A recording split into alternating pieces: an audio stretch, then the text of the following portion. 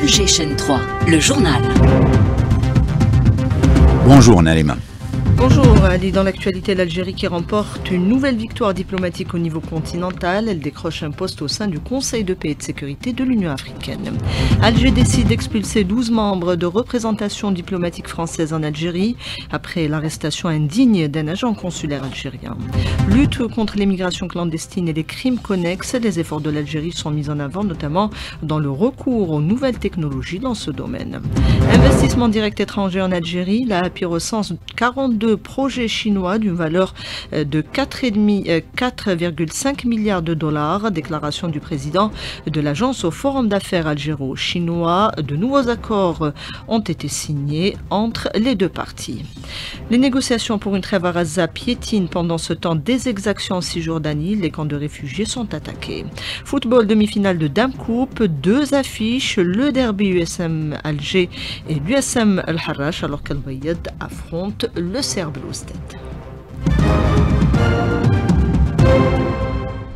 Madame, Monsieur, bonjour. L'Algérie décroche avec brio un siège au Conseil de paix et de sécurité de l'Union africaine pour un mandat de 3 années lors des élections tenues aujourd'hui à Addis Abeba dans le cadre de la session extraordinaire du Conseil exécutif de l'organisation. L'Algérie a recueilli la confiance de 34 pays au 3e tour contre 15 voix pour la Libye. Cette nouvelle victoire est une reconnaissance du rôle de l'Algérie sous l'égide du président de la République Abdelmadjid Tebboune dans la promotion de la paix et de la sécurité dans le continent. David Zoumeno, chercheur à l'Institut d'études stratégiques de Pretoria, il est contacté par Rabea Slimani. L'élection de l'Algérie est une reconnaissance au rôle et à l'influence de l'Algérie dans l'organisation de l'unité africaine, de ses objectifs et surtout de la promotion du panafricanisme. L'Algérie fait partie de ce qu'on appelle dans la littérature les Big Five, c'est-à-dire les 5 pays majeurs qui ont toujours su gouverner ou influencer le gouvernement de l'Union africaine et avant ça avait joué un rôle primordial dans l'organisation de l'unité africaine, l'ancêtre de l'Union africaine. L'Algérie continue de peser de tout son poids sur les questions africaines et surtout sur le positionnement de l'Afrique sur l'échiquier international. Et je pense que c'est à bon titre que ces pays africains lui fassent confiance. Ce succès intervient pour rappel après celui réalisé par l'Algérienne Selma Melka-Haddadi qui s'était adjugé le poste de vice-présidence de la commission de l'UA en février aux dépens de la candidate du Maroc. Alger décide d'expulser 12 membres de représentation diplomatique française en Algérie après l'arrestation indigne et odieuse d'un agent consulaire algérien en France. C'est le principe de réciprocité qui est appliqué alors que le ministre français de l'Intérieur poursuit ses manœuvres et sa campagne contre l'Algérie. Sofia Boukarcha. L'Algérie, fidèle à sa ligne diplomatique fondée sur la retenue, le dialogue et la non-ingérence, a réagi de manière mesurée. Un rappel clair que le respect des règles diplomatiques et de la réciprocité constitue un principe fondamental dans les relations entre États, affirme Saad Lanani, député de la communauté algérienne de France. La campagne de désinformation et de haine contre l'Algérie a atteint un niveau jamais égalé. L'Algérie a toujours observé une ligne modérée basée sur le principe, le respect, la non-intervention dans les affaires internes de chaque pays. Et c'est pour cela que le président Abdelmadjid Tebboune a tendu la main en soutenant un dialogue avec son homologue, le président Macron. Cet acte indigne est la conséquence directe de l'attitude négative, affligeante et constante du ministre de l'Intérieur français à l'égard de l'Algérie. Aujourd'hui, il y a une incohérence profonde au sein du gouvernement français, déclare Eklim Louli, sénateur français, vice-président de la Commission des Affaires étrangères. Il n'y a pas de capitaine à bord, là,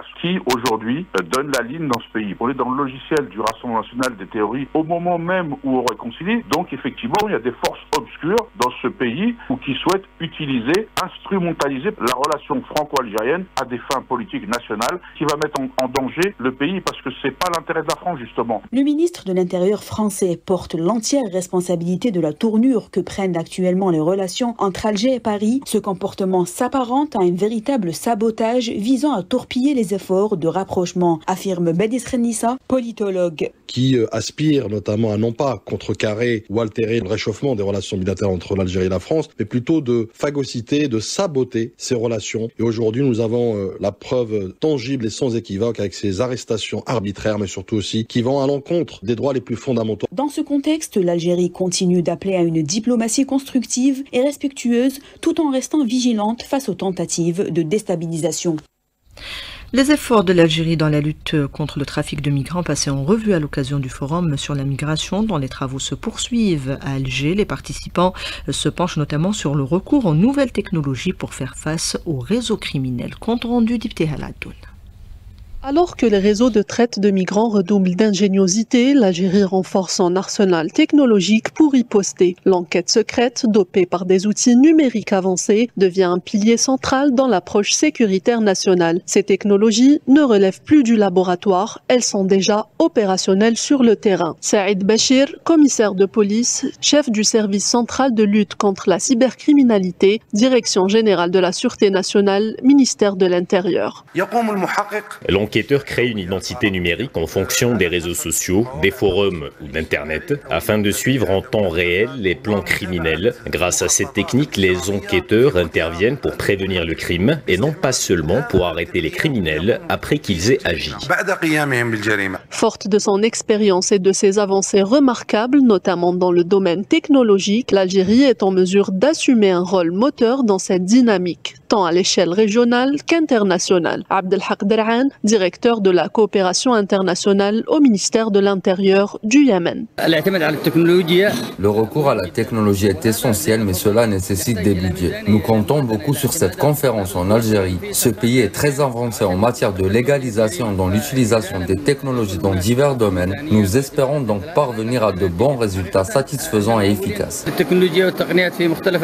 La lutte contre ce phénomène nécessite d'intégrer les nouvelles technologies dans la lutte contre ces crimes transnationaux en combinant expertise locale, collaboration internationale et respect des droits fondamentaux. Du Centre international des conférences, Ibtihal Addoun, Alger 3. Encouragement des investissements étrangers en Algérie, des mesures ont été prises. Aujourd'hui, l'AAPI enregistre plus de 40 projets chinois dans le pays d'une valeur de 4,5 milliards de dollars. Ce partenariat est mis en avant à l'occasion du forum d'affaires algéro-chinois qui se tient au Centre international des conférences. En marge, de nouveaux accords ont été signés. Maïssa Smaïl. Ce rendez-vous économique intervient dans un contexte particulier marqué par la visite d'État du président Abdelmadjid Tebboune en Chine en juillet 2023, signe d'une volonté politique claire de renforcer la coopération bilatérale à travers des projets concrets, comme l'a souligné le ministre de l'Industrie, Sefer Riyeb. Les grandes entreprises chinoises ont contribué à la réalisation de plusieurs grands projets dans le pays, parmi lesquels la Grande Mosquée d'Alger, la plus grande d'Afrique et la 3e au monde, le projet de l'autoroute Est-Ouest qui s'étend sur 1720 km, ainsi que l'extension de l'aéroport international d'Alger. Ces réalisations ont été rendues possibles grâce à la coopération avec 1311 entreprises chinoises, actives dans plusieurs secteurs et présentes à travers l'ensemble du territoire national. Dans ce cadre, l'ambassadeur de Chine, Deng Guangli, a réitéré l'intérêt constant de son pays pour un partenariat économique renforcé avec l'Algérie. La Chine est prête à œuvrer conjointement avec la partie algérienne pour donner un nouvel élan au partenariat stratégique global sino-algérien et approfondir la coopération en matière d'investissement entre nos deux pays. La rencontre a également été marquée par la signature de plusieurs accords entre entreprises algériennes et chinoises dans des secteurs à fort potentiel tels que la technologie, l'agriculture et la construction automobile. La fin d'Algex annoncée par le président de la République lors de la rencontre annuelle avec les opérateurs économiques, une nouvelle bien accueillie. L'agence sera remplacée par 2 instances de régulation des importations et des exportations. Reda Hachlev, vice-président du CREA, il était l'invité du jour avec Nariman Mendil. Le CREA a toujours suggéré de faire la séparation, éviter l'amalgame entre les produits destinés aux consommateurs et les produits, c'est vrai, effectivement revendus en état, mais qui sont destinés à l'économie, à l'industrie. C'est-à-dire aujourd'hui, je peux citer des petits transformateurs qui n'ont pas de gros volume à importer. C'est plus cher pour eux d'importer de la matière première tout seul que d'acheter chez une société spécialisée qui importe des matières premières en quantité suffisante pour tout le monde. Et c'est plus économique pour une petite PME d'acheter localement que d'aller faire un dossier pour importer. Comme l'avait dit le président lors de la rencontre, qu'il fallait s'impliquer avec ces agences-là pour justement déterminer par filière quels sont les produits qu'on devrait faire rentrer dans cette nouvelle agence qui seront soumis à autorisation et ceux qui ne le seront pas. Le CREA est tout à fait disposé à travailler avec cette nouvelle agence puisque nous sommes organisés en filière. Autre orientation, elle concerne le guichet unique, un guichet qui doit centraliser toutes les démarches administratives. Aujourd'hui, un guichet unique devrait normalement fonctionner pour, comme le nom l'indique, donner toutes les autorisations ou tous les documents nécessaires pour l'investisseur. Je vais citer à titre d'exemple. Vous allez aujourd'hui à l'API, elle vous donne le dossier d'avantage, vous êtes éligible, vous faites un dossier d'investissement, on vous dit c'est bon, vous êtes éligible à cet investissement, mais après commence un long parcours. Alors donc la notion même de guichet unique, elle est faussée, elle disparaît. Donc je pense que Monsieur le Président a très bien saisi cette revendication et la preuve lors de son élocution, il a très bien mis l'accent en disant qu'il fallait qu'on ait vraiment la fonction de guichet unique, c'est-à-dire un opérateur, il arrive à ses guichets uniques, il a tous les services qui sont là et il sort avec ses autorisations, il va travailler. Journée de l'énergie, 29e édition. Les projets mis en œuvre dans le cadre de la transition énergétique sont évoqués. Le compte-rendu de Lina Attouche. L'Algérie engage sa transition énergétique avec des projets visant à diversifier ses sources d'énergie et réduire la dépendance aux hydrocarbures, affirme Mohamed Arqab, ministre de l'énergie et des mines. Nous avons lancé un programme national visant à produire 15 000 MW d'énergie solaire d'ici 2035. Nous travaillons également à l'intégration de l'énergie éolienne. Au niveau du Grand Sud, nous avons lancé la réalisation d'un projet stratégique qui consiste à interconnecter le réseau électrique du Nord avec ceux du Sud via les lignes haute tension sur une distance de 880 km reliant Hessermel aux wilayas de Timimoun, Adrar et Insalah. L'accent est également mis sur l'innovation et la formation, des piliers essentiels pour accompagner cette transition. Nous sommes en train de finaliser un modèle énergétique national prospectif intégrant toutes les sources d'énergie. Ce modèle repose sur des plans d'action et des formations pour accompagner les institutions vers une consommation plus rationnelle. Dans ce cadre, nous réaffirmons notre soutien à la jeunesse et aux start-up innovantes afin de leur permettre de jouer un rôle central dans une économie fondée sur la connaissance et l'innovation. Des efforts qui témoignent de l'engagement de l'Algérie en faveur d'un modèle énergétique durable. L'Autorité nationale de protection des données à caractère personnel met en ligne de nouveaux documents sur sa plateforme numérique afin d'aider les entités publiques et privées à se conformer à la loi qui encadre le traitement des données personnelles en Algérie. Plus de détails avec Asma Ourdia Mohamed Azizi, ingénieur d'État en informatique au micro de Sami Alloun. La NPDP, sur la base de son retour d'expérience avec les organismes et les entités concernées par l'obligation de se conformer à la loi 1807, a élaboré et publié sur son site web au profit des organismes qui sont en pleine opération de conformité, en plus d'une synthèse sur la procédure de conformité, des prototypes de documents exploitables format Word, notamment un modèle de notice d'information sur un traitement pour obtenir le consentement de la personne dont ces données personnelles ont fait l'objet de traitement. L'intelligence artificielle et son rôle dans le renforcement de la sécurité durable, c'est un sujet au centre d'un colloque organisé aujourd'hui à l'université de Molbouagui. Plus de détails avec Nasser Benissam. Ce colloque qui s'étale sur 2 jours a été ouvert par le Wali de Molbouagui au niveau de la grande salle de conférence de l'université. Présent en tant que conférencier à cet important événement, M.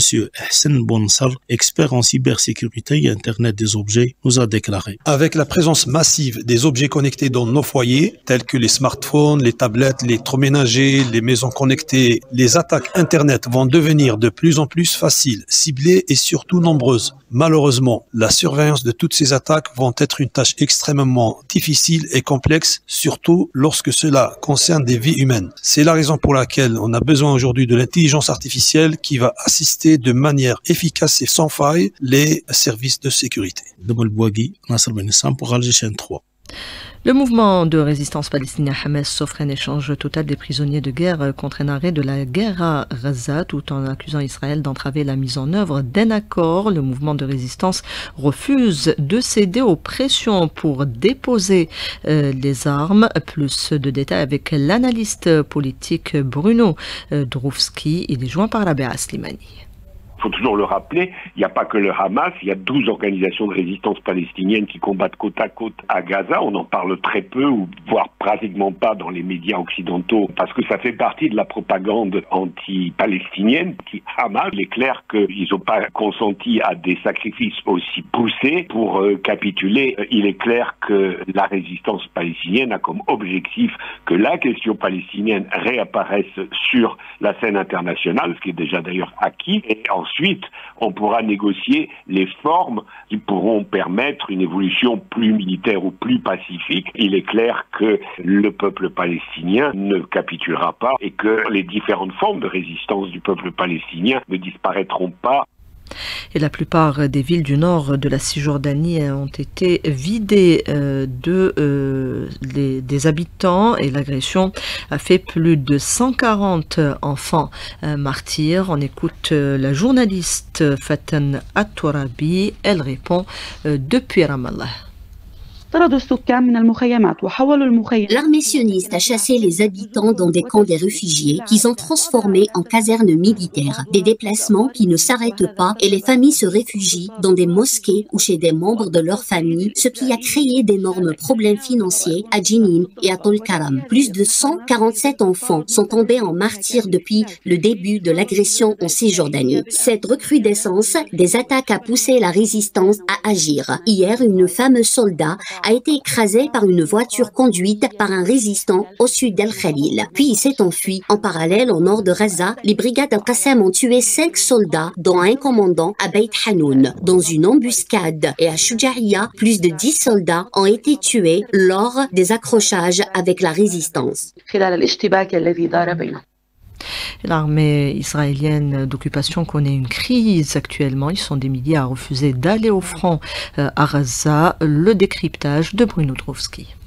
C'est un vrai problème qui a commencé d'ailleurs avant cette pétition, c'est qu'une masse de réservistes ne s'est pas présentée lors de la dernière mobilisation. Alors les chiffres varient entre 60%, il y a quand même une masse de réservistes qui n'a plus envie de retourner sur le front. La pétition n'est que le sommet de l'iceberg, si je peux dire, puisqu'il formalise en quelque sorte le refus de ces soldats de servir. Ce qui ne veut pas dire qu'ils sont devenus tout d'un coup des amoureux du peuple palestinien, mais tout au moins des personnes qui sont très critiques sur la façon dont la guerre a été menée et sur ses chances de succès. Le rôle de la société civile dans le renforcement du front interne face aux différentes menaces, c'est le thème du forum organisé ce matin au siège de la Radio Nationale avec l'Observatoire national de la société civile.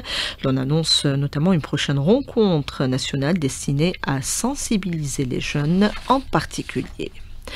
Le Salon national de l'artisanat, coup d'envoi à Gherdaya, une trentaine de wilayas représentés.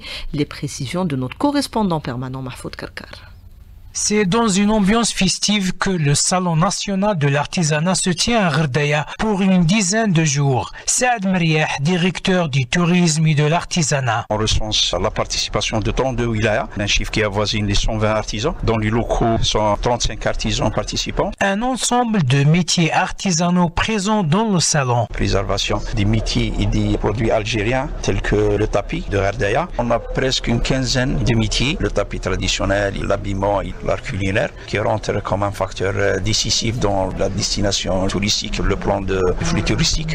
Les artisans toujours dans l'espoir de promouvoir leurs produits artisanaux. Qui dit Gherdaya, dit l'artisanat, dit le tourisme. Dans le salon, il y a beaucoup de choses à voir et à découvrir. Gherdaya, c'est le tapis. On aimerait bien que tout le monde vienne visiter et encourager ces artisans qui sont en train de garder cet artisanat, ce patrimoine. Nassera, je suis de Bijaya, de la région d'Ashabassi exactement. Je suis venue participer avec des robes traditionnelles kabyles. L'avantage d'abord, c'est de faire connaître le produit, c'est de faire connaître les traditions des régions. Notre grand problème, c'est de faire vendre notre produit avec des expositions et des salons comme ça nous aide beaucoup. Des journées d'information sur l'artisanat sont prévues le long du salon. De Gherdaya Mahfoud Kerker pour Alger 3. Demi-finale de la Coupe d'Algérie de football. La tension monte à quelques heures d'un derby algérois et d'une rencontre où tout n'est pas forcément joué à l'Hamouche. Absolument, Naliman, dans 6 heures, la première demi-finale de cette Coupe d'Algérie avec cette rencontre entre le Shabab Riyadi de Belouizdad et également le Mouloudia d'Albert. Ça sera à partir de 18h au stade Miloud Hetfi d'Oran. Un peu moins de 6 heures pour ceux qui comptent justement les minutes. Qui sont forts en mathématiques. Donc, et à 20h45, il y aura ce derby algérois entre l'USM Alger et l'USM El Harrach. Ça se jouera au stade du 5 juillet. Donc, à partir de 20h45, 2 rencontres que vous pourrez suivre en direct sur les ondes d'Alger 3. On reste avec le foot, mais cette fois-ci pour parler de Ligue 1. Et cet après-midi, il y aura un match de mise à jour de la 21e journée avec le leader, le Mouloudia d'Alger, qui se déplacera donc pour affronter l'Olympique de Harbou. L'Olympique de Harbou, plus que jamais menacé par la relégation. Et une actualité riche en football également, avec ce soir un rendez-vous à ne pas rater à partir de 20h avec la Ligue des Champions, avec 2 quarts de finale au programme. Aston Villa qui accueillera le Paris Saint-Germain. Le Paris Saint-Germain qui s'est imposé à l'aller 3-1. Et enfin, le Borussia Dortmund qui sera face au FC Barcelone qui s'est baladé au match aller avec 4-0. Merci les Hamouche. Selma Figuer, Erdouan Siassi était à la réalisation. Il y avait Sadiq à la console technique, Yassine au streaming et Nesrine à la régie d'antenne. Tout de suite, on retrouve Karima Benour pour le bulletin météo avec une nouvelle alerte.